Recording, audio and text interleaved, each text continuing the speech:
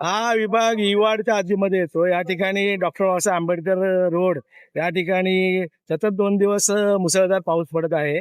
आणि पाऊस पडत असल्यामुळे की या ज्या नाल्यावरच्या जाळ्या आहेत त्या त्यामध्ये कचरा अडकून राहतो. आणि कचरा अडकल्यामुळे पाणीचा निचरा होत नाहीये. आपल्याला दिसत असेल या ठिकाणी खरोखरच बघा, आता या ठिकाणी कचरा काढला आणि कचरा काढल्याच्या नंतर ते पाणी सरळ त्या नाल्यातून बाहेर जाते.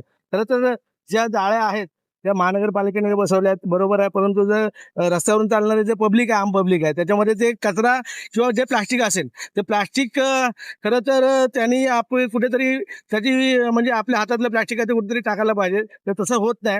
खरं तर बघा ना, आता या जाळ्यामधून किती प्लास्टिक बाहेर काढले बघा. जर जाळ्या जर अशा साफ जर ठेवायच्या असतील तर खरं म्हणजे रस्त्यावर येणारा कचरा वाहून जो येतो तो कचरा म्हणजे आल्याच्या नंतर ह्या जाळ्यावरती बसतो. खरं तर हँडग्लोव्ज घालायला पाहिजे होते.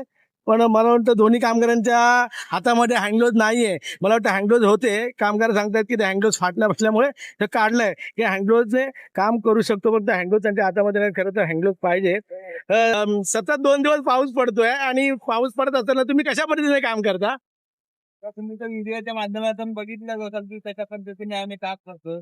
परंतु तरी पण अधिकाऱ्यांच्या कंप्लेंटी असतात की कामगार काम करत नाही, रस्त्यावर थांबत नाही, हे नाही. परंतु काम करताना पब्लिक पण बघत असते आणि हा एवढा मेन रोड आहे. या मेन रोड मध्ये काम करत असताना आपण कशा पद्धतीने काम करता?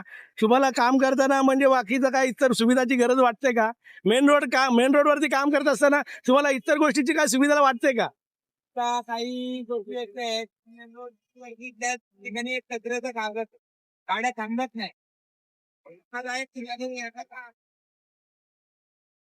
हा रस्त्यावरती फिक्स माणसं असतील ना? हा रस्ता साफ करायला फिक्स माणसं असतील ना? एकच माणूस कोण आहे? तुम्ही या इकडे या इकडे. हा रस्ता साफ करत असताना तुम्हाला काय म्हणजे त्रास होतो का? गाड्या एवढ्या येतात वेगाने तरी सुद्धा व्यवस्थित जीवाची न परवा आम्ही काम करतो इथं. आणि त्याच्यामध्ये हा कचरा ते सगळं वाहून येऊन त्या ह्याच्यावरती येतो जाळ्यांवरती आणि मग ते पाणी साचतं. पाऊस पडला की तुम्हाला सतत जाळ्या साफ करायला लागतात ना? सतत जाळ्या साफ कराव्या लागतात, जाळ्या फोडून ठेवाव्या लागतात. आणि गाड्या फास्ट असल्यामुळे काम करणं थोडं जिकरीचं होतं. तुमच्या पाठीमागे म्हणजे कोणीतरी माणूस असायला पाहिजे, अधिकारी वर्ग. बरोबर. मग आज तुम्ही या ठिकाणी 2-2, 3-3 माणसं कशामुळे? पाऊस पडतोय म्हणून का? हा तर नाही, पण तसं सोबत असलेलं बरं असतं. सतत 2 दिवस मुसळधार पाऊस पडत आहे आणि पाऊस पडल्यामुळे रस्ते पण थोडेसे कच्च्या कमकुवत पद्धतीने खडी वगैरे त्याची वरती आलेली आहे. मला वाटतं दोन्ही कामगार रस्त्यावर पडलेली जी खडी आहे ती बाजूला करतायत. कारण त्याच्यामधून एखादा मोटरसायकलवाला म्हणा किंवा कोणताही वाहन स्लिप होऊ नये याची खूप भीती असते. परंतु या ठिकाणी मला वाटतं जर बघितलं तर हा Ambedkar road, doctor Babasaheb Ambedkar road हा खरोखरच एक चांगल्या पद्धतीने, पण काय होतं कधी कधी की अशा पद्धतीने हे जे मातीचे ढिगारे आहेत ते या ठिकाणी अनाधिकृतपणे कोणी रात्रीच्या वेळेलाच खाली करतात. मला वाटतं या ठिकाणी या रस्त्यावरती बरेचसे असे ढिगारे खाली पाहायला मिळतात की दर दिवशी का होईना एक 25-30 गोण्या अशा नेहमीच पडलेल्या असतात.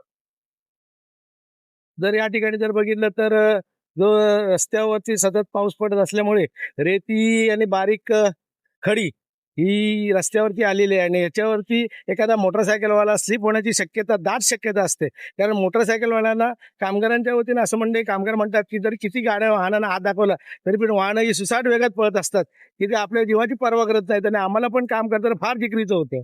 कधी कधी काय होतं की अशा पद्धतीने जर गाड्या बंद पडल्या आणि गाड्या बंद पडल्याच्या नंतर कामगारांना थोडंसं त्यांना हेल्प म्हणून अशा पद्धतीने खरोखर महानगरपालिकेचे कामगाराचे खरोखर त्या पद्धतीने काम करायला कधी लाजत नाही. मग ती गाडी असू दे, काही असू दे, तर धक्का मारत सुद्धा काम त्या पद्धतीने महानगरपालिकेचे कर्मचारी करत असतात.